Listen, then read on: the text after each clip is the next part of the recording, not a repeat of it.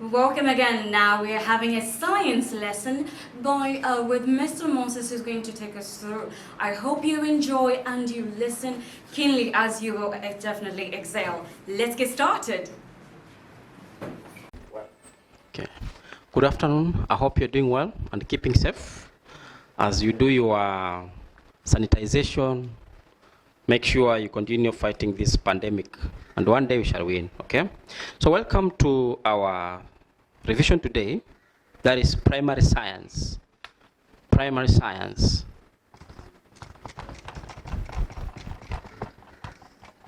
Welcome, and I hope you have somewhere that you are jotting some points, especially for the pupils in class 8 downwards.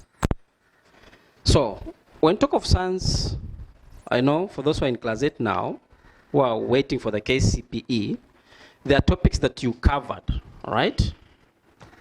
There are topics that you covered. And these topics are, one, we have human body, okay? Right from class 1, I'm talking about the KBC, not CBC. Because the primary school, initially before CBC, we used to have the KBC. That's knowledge-based curriculum. And now we have the CBC that is up to grade 4. But I'm not talking about the CBC. I'm talking about the KBC. So human body started right from class 1 up to class 8. You also did health education. Health education.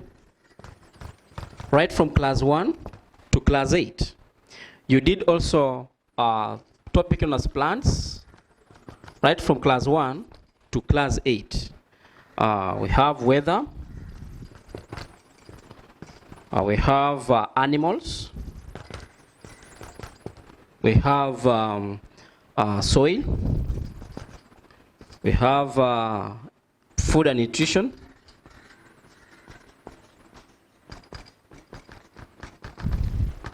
we have energy,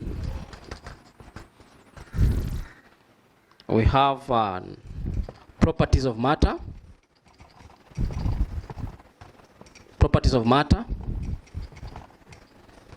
and then number 10, we have making work easier.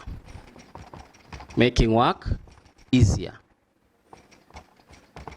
Making work easier. So these are the topics that you cover from class 1 to class 8, right?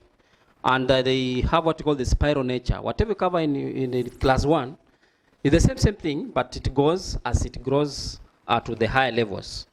Now, in class 1, you remember human body, you learned about the parts of the body. In class 8, you learned about the reproductive system, excretion system, and what have you, okay? Now today, let us just tackle the first topic, human body, all right?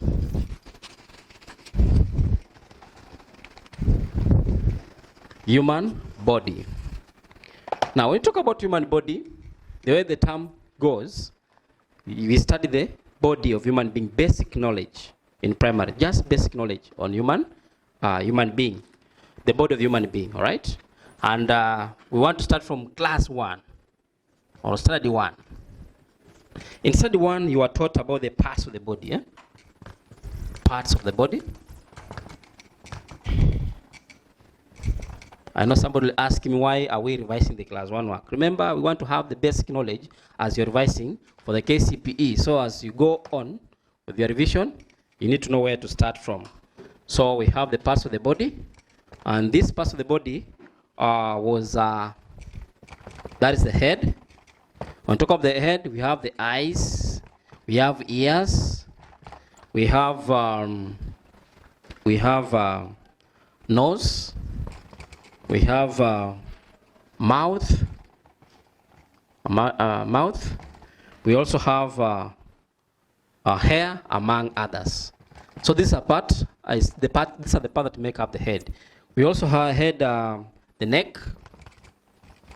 We also had chest, yeah, arm, among others. All right. Now in class 2, you are taught about, and the same topic, human body. You are taught about the senses. Senses. So what are the senses? I know you'll ask me what are the senses. So since these are just kind of, there's just processes that take place in your body for you to have response to a given kind of change. For example, the use of your nose, eyes, and what have you. So you need to use these senses. We have sense organs. Okay. Now we talk about senses. What were you taught in senses? You are taught that you have a sense of smell, if I remember very well. Sense of hearing. You are taught also about the use of the sense of taste, sense of feeling or touch. You are taught also this the sense of seeing or sight. The sense of are they 5? 1, 2, 3, 4, 5. Yeah.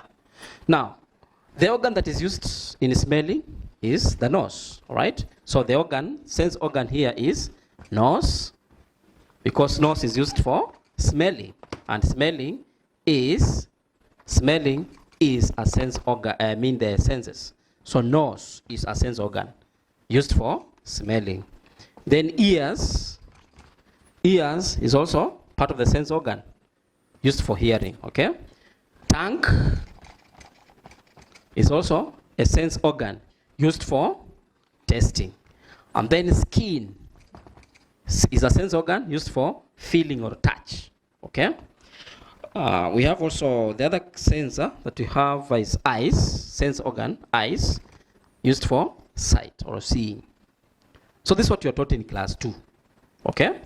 Now, when you went to grade 3, or sorry, 3, initially, you were taught of the sense of sight. Same topic, human body, but sense of sight. Sense of sight.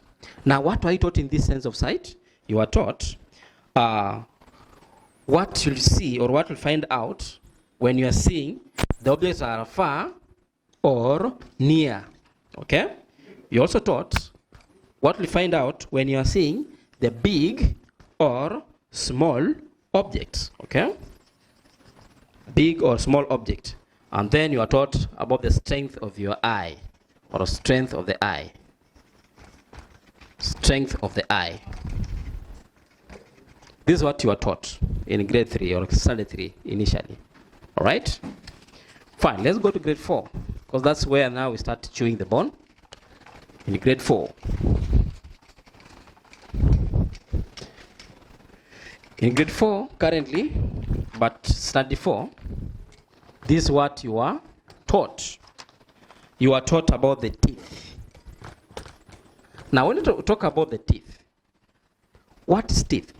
Teeth, these are the organs that helps in the mechanical digestion of food. And when you talk about mechanical digestion of food, you mean that mechanical kind of breaking down of food into smaller or simpler particles that can be easily absorbed in the body, okay? But teeth just aids in the mechanical digestion of food, all right? Then after that, you have the chemical whereby saliva will mix with the food. And once saliva mixes with the food, that's chemical digestion as the food goes down, okay? The track. Now, when you talk about the teeth, you'll be told the sets of teeth. And the sets of teeth in this case, we only have 2. That is deciduous or milk teeth and permanent teeth. We have the milk teeth, stochocidias. Is it deciduous? Yeah, deciduous. Deciduous teeth. And then you have permanent teeth. Permanent teeth. Okay? So we have 2 sets of teeth. When you ask about the sets of teeth, there are only 2. Milk teeth and permanent teeth. The other name of milk teeth is deciduous teeth. Alright? Now, these ones are 20 in number, the milk teeth or deciduous, whereas permanent they are 32 in number. Alright? Now this one brings us to the types of teeth. Types of teeth. When we talk about the types of teeth, I know most of you can name for me. We have the incisors, we have the canines, we have the premolars. premolars. We have the molars. Okay? We have molars. These are the kind of teeth that we have. All right? Now, when it comes to the functions of this teeth, that one will be taught in class, is it class 5? Not class 5, yeah, class 5. But the same topic of human body, that's the digestion system. But for now, I just want to know the number of teeth that are make up incisors. Incisors, in the mouth of an adult, there are 8. Canines, there are 4. Premolars, there are 8. And molars, there are 12. Now, if I add this, I'll get 20. If I add all of them, I'll get 32. So what does it mean? In the milk teeth, we don't have molars.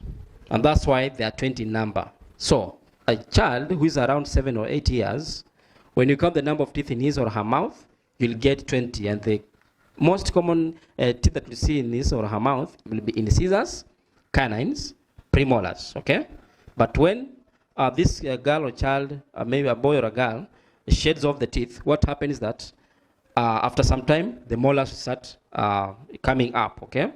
And they are 12 in number, all right? So an adult has 32 teeth, whereas the child that before shedding of teeth has 20, which is milk teeth, all right? Now, let's go on. When we talk about the same teeth, we have what we call shedding of teeth. What is the shedding of teeth? What is the shedding of teeth? What do you mean by the term shedding of teeth?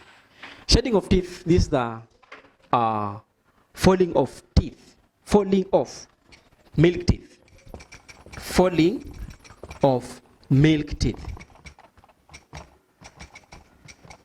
milk teeth from the mouth, okay? When the child reaches the age of around 7 to 9 years, okay? What happens is that the root of the teeth start dissolving in the jaws, and then the teeth will fall off. So that's what we call shedding of teeth, all right? So once shedding of teeth takes place, then the teeth that replaces the milk teeth is permanent teeth, all right? Now, if milk teeth is replaced by permanent teeth, then someone will ask you, what will replace permanent teeth? One, the permanent teeth maybe has been uprooted or let's say fallen off because of an injury or accident and what have you. So what will replace the permanent teeth? We don't have the organic teeth, but we call them dentures. Dentures, or sometimes we call them false teeth. False teeth.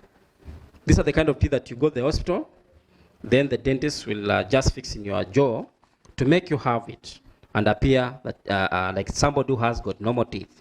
But in real sense, they are not normal teeth. They are called dentures, all right, or false teeth, okay?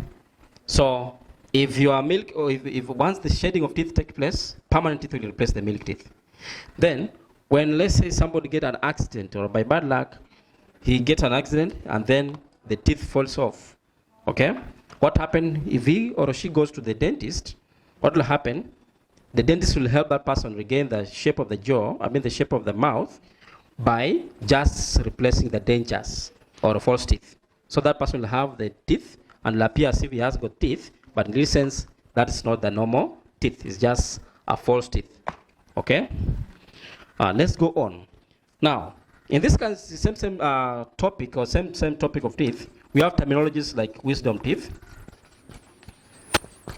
Wisdom teeth. Wisdom teeth, these are the last 4 molar teeth.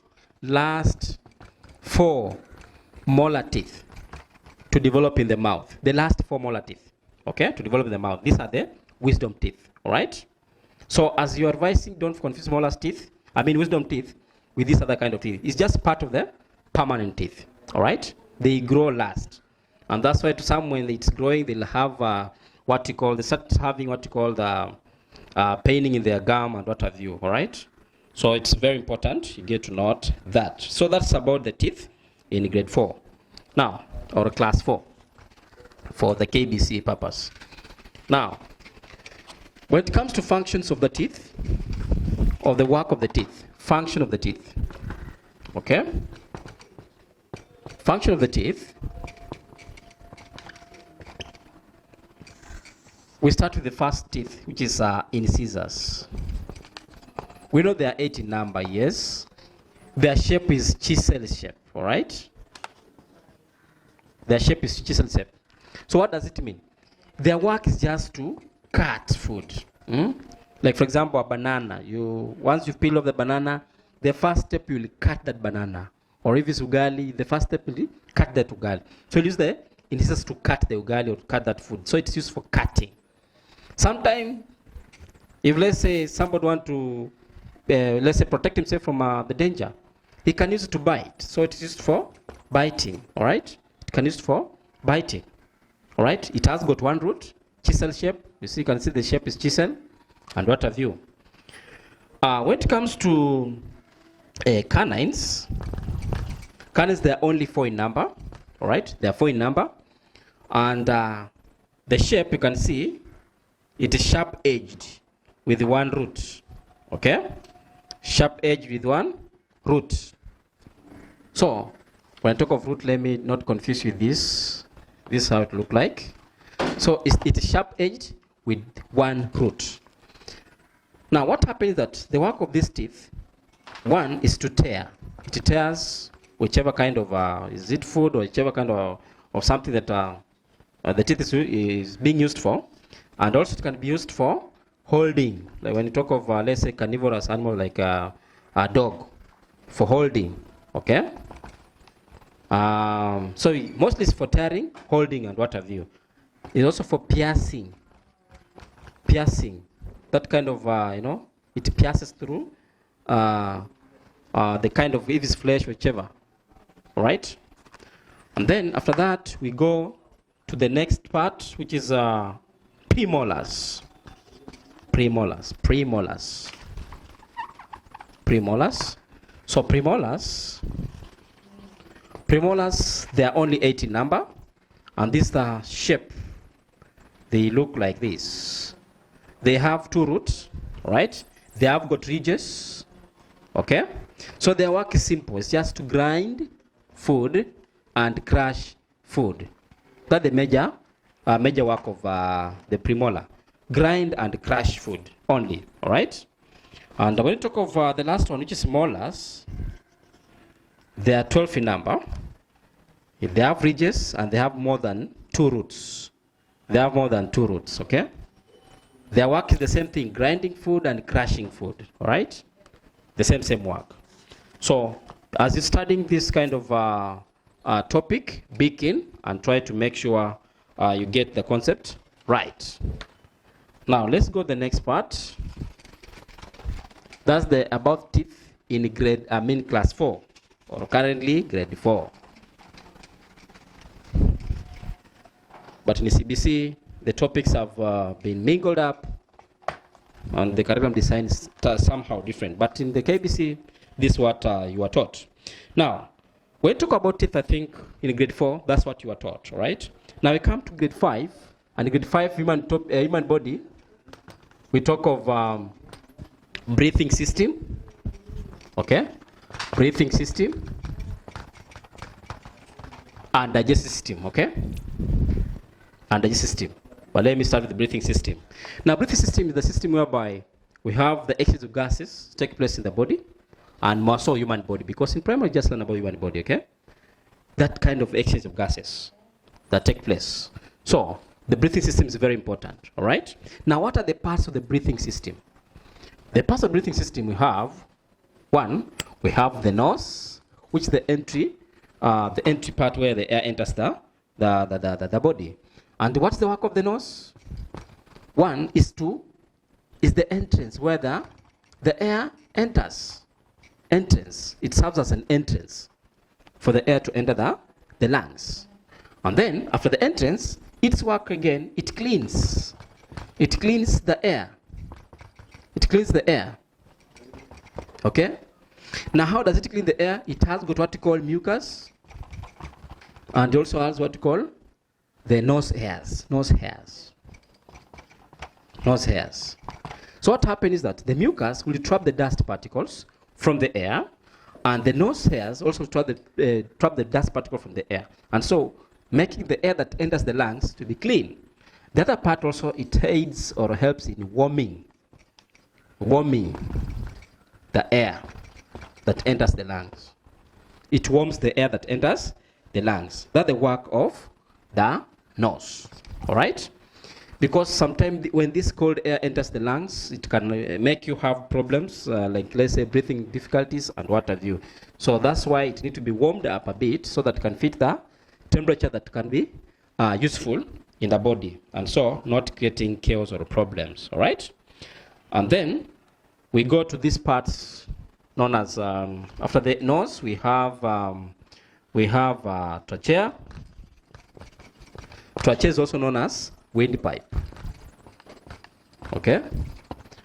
This is the entrance. Just allows the air to enter from the nose to the lungs. Just allows the passage of air. Just passage of air, right?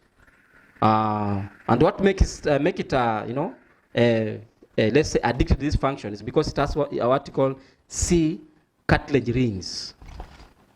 Cartilage rings. C cartilage rings. So what happens is that these C cartilage rings will make the trachea to remain open all through as somebody is breathing in and out. And that's why even if we sleep upwards, down, whichever, the trachea will ever remain open. Will ever remain open to allow the passage of air. It's because of the C cartilage rings. Okay? So it works just to allow air to enter the lungs through, that's from the nose to the lungs, through the same windpipe. And between the windpipe and the windpipe and the nose, we have the junction whereby we have the gullet, not gullet, or esophagus or gullet. That junction is known as epiglottis, whereby something like there's like a small muscle somewhere there that prevents the passage of air, water, or let's say some like particles from entering the breathing system. For example, when you are swallowing food, like let's say ugali, so that epiglottis part will close that part that enters the air at the lungs as the food enters the gullet. So epiglottis is not part of the breathing system, but just a mechanic whereby as you swallow the food, that part covers the breathing system. All right? And so on and so on. So you need to understand that. Then after trachea, we have what we call bronchus, or sometimes we talk of bronchus or bronchus. In English, they say bronchus, but for those who want to get the right spelling, say bronchus. But it's pronounced as bronchus. So bronchus is just a sub-branch from trachea. It allows the air to enter the lungs. Then after bronchus, we have bronchi. Bronchis. Okay? So bronchus is in singular, but in plural is bronchi. Singular is bronchi. Plural is bronchi or bronchi, but singular bronchus. Right?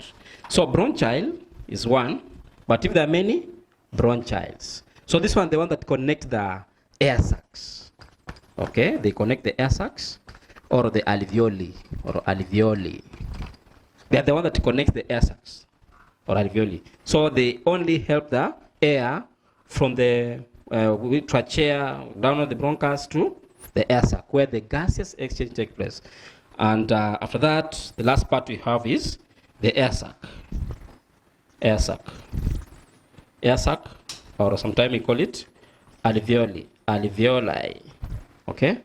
If it's plural, but alveolus if it's in singular. So at alveolus, that's where we have the exchange of gases, whereby carbon dioxide will leave the bloodstream as the oxygen enters the bloodstream. So this is whereby the gases exchange take place. So if somebody asks you the part in which the gas exchange takes place, it takes place in air sac or alveoli, right? In the breathing system. Don't confuse that. So that's breathing system in class 5. In class 5. All right? Now let's go to the other parts that need to be very, very important. We have the part known as diaphragm. diaphragm. Okay, diaphragm. Now, when you talk about diaphragm, what does it mean?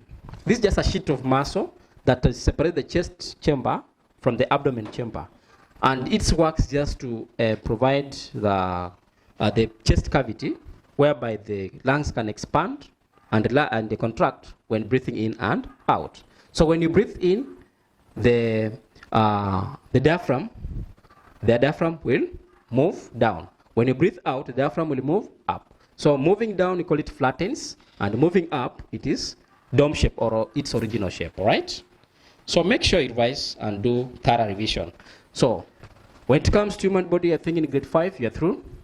Make sure you work hard. Next time when we meet later, we shall tackle the digestive system as we go on with our revision. Work hard, and I wish you all the best. May God bless you.